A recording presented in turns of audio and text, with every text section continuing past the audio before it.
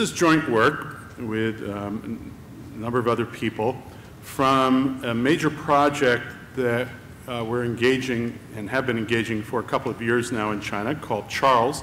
Stands for the China Health and Retirement Longitudinal Study. So this is a study that is very much like the health and retirement study in the United States that some of you may know of.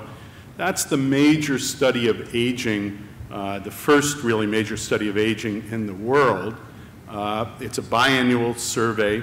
It has been replicated now in England, in 15 European countries, and in the last 5 years it has spread heavily to Asia. There's one now in Japan, in South Korea, in India, in Thailand, and one in China, which is CHARLES. So Albert Park works with me as a co-PI on this, and Zhao Yahui at Peking University's PI, along with myself and Director Yang of the Chinese Center for Disease Control and Prevention. Now, in this paper, this is a very narrow paper. There have been a number well, let me go back. We started off doing a pilot survey. It's a regular survey, but in 2 provinces only, Gansu and Zhejiang, and both rural and urban areas covering the entire province, probabilistic surveys of households that have an individual aged 45 years or older, and then we also interview their spouse no matter what their spouse's age. So these data have been public and publicly available since spring of 2009, and there are now over 900 scientists around the world who are using these data. And we've written a number of papers from these data, and this is just one fairly narrow one having to do with healthcare insurance in these 2 provinces. Let me just say, too, at the outset that everything I'm going to say then is specific to Gansu and Zhejiang, and just wait for another year or 2 and we'll know much more about all of China. We're going into the field in about 1 month to field the first national wave of CHARLES. We'll be in 150 counties that cover 28 provinces around China. Basically, we excluded Tibet for various reasons, but other than Tibet, we're in 28 provinces, with a county or county units randomly selected. And this will all start in about a month. The data should be publicly available spring, mid-year 2012. Okay, so the goal of this paper is as said here, we want to describe the state of health insurance as of 2008 in Gansu and Zhejiang. So who has it, what types of insurance, who's using out and inpatient services, and what exactly are the key parameters for this so-called insurance in China. And then at the end I'll say a little bit maybe comparing China with some other countries. So here's the first point. As of 2008, in Gansu, Zhejiang, both rural and urban areas, the overwhelming majority of people are covered by some form of health insurance. 90% basically of people in our sample have health insurance of one kind or other. I'm going to be specific as to exactly the kind in a moment. Now, so that is very different than it was 5 years earlier. 5 years earlier, there would have been very few people with health insurance in these areas. So there was a tremendous increase in health insurance starting about 2003 and thereafter. But having health insurance does not mean that one has health insurance. And so I'll get into the particulars as we go along. So this shows by age group for men and women who has insurance. The top line is for total. There are 3 types of insurance that we're specifically looking at in rural areas. The new cooperative medical insurance, which is the yellow line, and then 2 urban insurances, the urban employer-provided insurance and the urban resident insurance, which are the bottom 2 lines. We do some statistical analysis to look at what are characteristics of people who have insurance, and we include all these different kinds of variables. I'm not going to show you regression results. I'll just tell you what the results are. I'm not going to show you coefficients and standard errors or anything. So for men, having higher education is positively related to having insurance. Having higher income is positively related to having insurance. Widowed men are much less likely to have insurance, and migrants are much, much less likely to have insurance, perhaps not surprisingly, about 15 percentage points less likely. That's for men. For women, again, having higher education is positively related to having insurance. Widowed women are much less likely to be insured. Again, migrant women are less likely to be insured.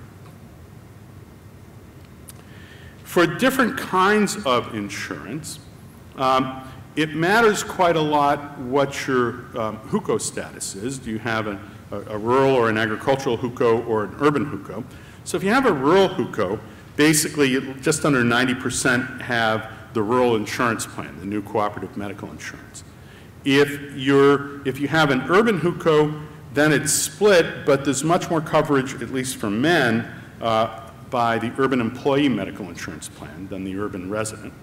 One thing that's interesting is if you split it instead of by huco status by residents, urban rural residents, in urban areas there are a lot of people who have the rural insurance scheme, the new cooperative medical insurance. That's because a lot of urban residents in these provinces actually do farming. And so they have agricultural hucos. Same thing for women. I won't go through that. One thing which is interesting, if you split the sample by one measure of, crude measure of health, just self-reported health, whether your health is excellent, very good, good, fair, poor.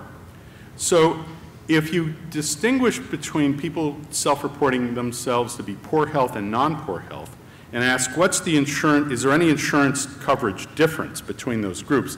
The answer is there is none in this sample. So both people self-reporting poor health, they're just as likely to have insurance as people who report themselves to be in better health. Okay, this don't want to do. Next point I want to get to is who's using medical care, because I want to get to that and then we'll get into the particular parameters of the insurance policies. Outpatient care use is not that common, but somewhat common. We look at outpatient care use in the last 1 month, which is a common retrospective period to ask about outpatient care use. And you can see it's about 21% for women, 16.5% for men. Remember, these women and men are all 45 years and over. Okay, there are no younger people in this group. Okay. If you look for men, outpatient service is positively associated with higher education and to a lesser degree with higher income. For women, outpatient use is strongly positively associated with higher income. If you look at the same for inpatient use, and inpatient here we ask about the last 1 year, not the last month, because inpatient use is so much less frequent, it's only about 5 to 7% of people who report an inpatient use in the last year. Now, what this means is that the fraction of the population, 45 and older in Gansu and Zhejiang, who really could use health insurance to help pay for inpatient use, it's a fairly small fraction, okay? At least in a given year.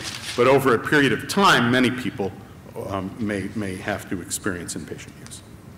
Now, of the people who went for inpatient or outpatient use, we collect detailed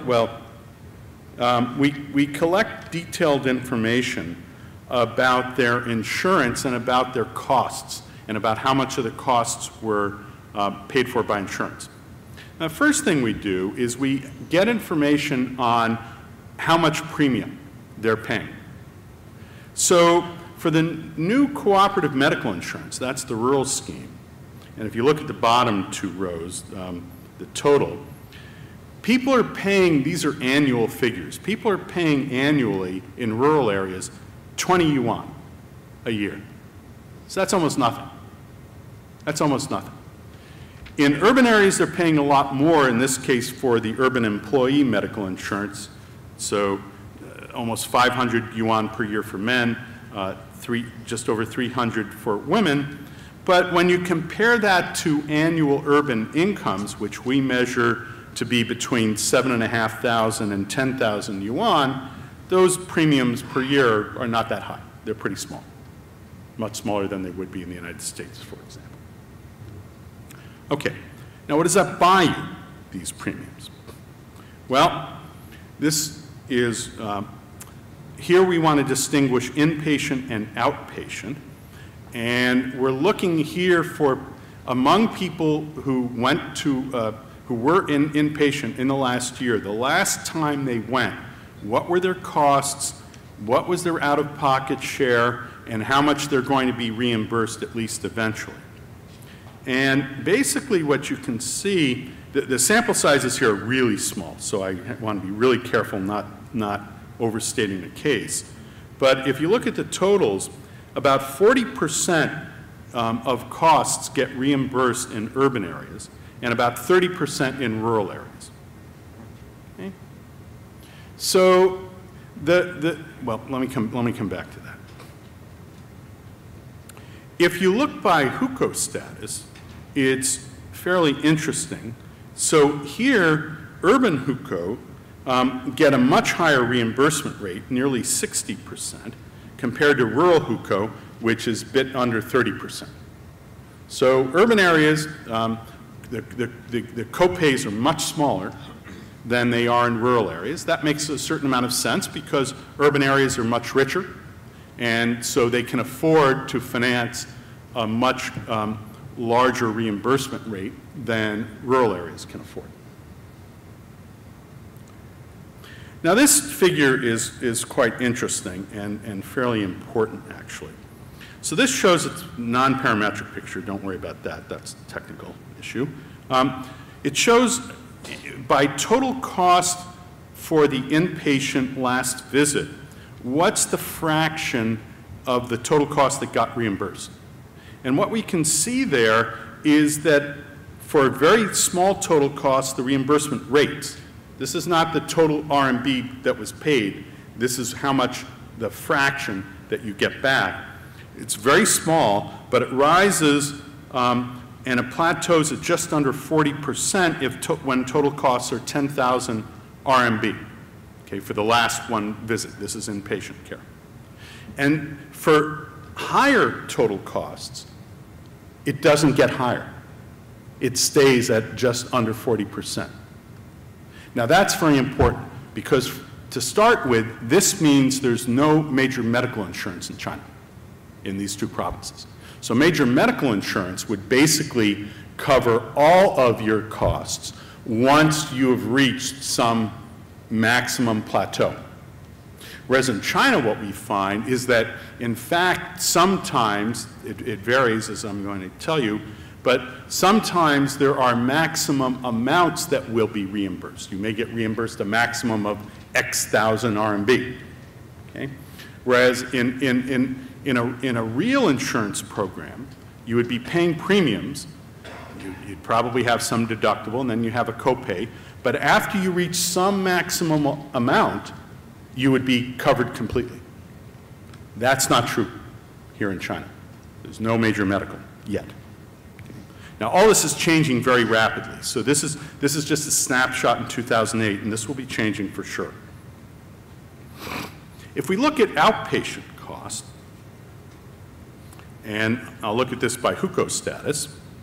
So the outpatient costs are very, very different, the reimbursement rates, sorry, are very, very different in rural and urban areas and between Gansu and Zhejiang. So basically in rural areas, very, very little outpatient reimbursement, just under 10%. So for inpatient, it was about 30% in rural areas. So only 10%, just under, for outpatient costs. So basically what that's saying is that in rural areas, and for people with rural hukou in particular, these new plans, none of them are really covering outpatient care. They're only covering inpatient care. Now, that's a little bit less true in Zhejiang. Zhejiang has a little bit higher reimbursement rate, but still not high. Now, for people with urban hukou, the situation is very different. So there, now in our sample, the average reimbursement rate is about 50%, but that's completely driven by Zhejiang. And in particular in Gansu, the reimbursement rate you can see is 17.5%, whereas in Zhejiang, it's 62.7%. So what's going on here apparently is that in Zhejiang, which is, we all know, much, much richer than Gansu, the plans are much, much more generous and are reimbursing a fairly high fraction of outpatient care. Whereas in Gansu, they cover very little outpatient care. In Gansu, it's mostly inpatient care that's still being covered. Now, within these provinces, it turns out that there's tremendous variation across counties and county units. In fact, it's counties and county units that are setting the reimbursement rates and the premium. It's not the provinces and it's not the national government that are setting these parameters. Okay? So for men, when we look at it in a regression setting, OOP stands for out-of-pocket costs. So out-of-pocket costs are strongly associated with location. Location here being county units. There's no socioeconomic status gradient that we observe for either men or women. So that's saying that out-of-pocket costs don't differ much depending on your education or income, but they differ enormously depending on where you live. So let me just summarize, and then I'll make a couple of other points. So on the one hand, China's achieved almost universal health insurance coverage in about 6 years. But on the other hand, reimbursement rates are much lower than in industrial countries. But on the other hand, they're much higher than they had been recently in China. The insurance are mostly designed to reimburse inpatient care expenses, although in Zhejiang, in urban areas in Zhejiang, outpatient is also covered. And the policies are, especially in rural areas where the premia are so low, almost zero, the policies are more like subsidies than real insurance. And in particular, because there's no major medical, I mean, that makes it much more like a subsidy than real insurance. Now, having said that, that does not make China so unique. This is quite common in most low-income countries. So this will be true in places like Indonesia, it will be true in Thailand, this is generally true in India, this is generally true in most low-income countries. In terms of correlations with socioeconomic status, so insurance coverage has some SES correlations, even within communities. The utilization of services has strong SES correlations, but reimbursement rates are not very highly correlated with SES, or at all correlated with SES. On the other hand, there are very important community differences in almost all aspects in terms of very significant community effects in all of these, in both coverage, utilization, and in reimbursement rates. Now, a couple points to finish. First is that in most poor countries, there tends to be underutilization of the modern healthcare system. Okay? Now, there also may be misallocation of resources and very great inefficiencies in the healthcare system, and no doubt that's true too. Now, in China, the underutilization, it's not, I don't know that I want to call it underutilization, maybe. But certainly the inefficiency of the healthcare system. And it shows up in our data in a particular way, not in this paper, but in a different paper. So it turns out that of people whom we actually measure, we take blood pressure among many other things, whom we actually measured to be hypertensive, only about half of them have been properly diagnosed in the medical system. And some very, very, very new results, preliminary though, is that people who have high total cholesterol measured by blood, only 10% of people with high total cholesterol have been diagnosed so in the medical system. Now, this is very typical for many other developing countries. It's true in Indonesia, it's true in Mexico. What's going on here is that the healthcare system is still geared towards infectious diseases that affect particularly the young, and hasn't become properly geared towards chronic diseases of the elderly. So China is going through this strong health transition away from infectious diseases and towards chronic diseases of the elderly. But the medical system has not yet transformed itself in a way to properly treat that stuff. Now, what that means is that there's a potentially big role of insurance here, because the elderly need to go, particularly for outpatient services, and be diagnosed and to do things about different problems, whether it's diabetes or high cholesterol or overweight, et cetera. And yet the insurance, particularly for outpatient, is still very limited. So what do? Well, you rely on your family. We have other papers that demonstrate the importance of family connections in all this. So I think I'll stop here. I'm out of time.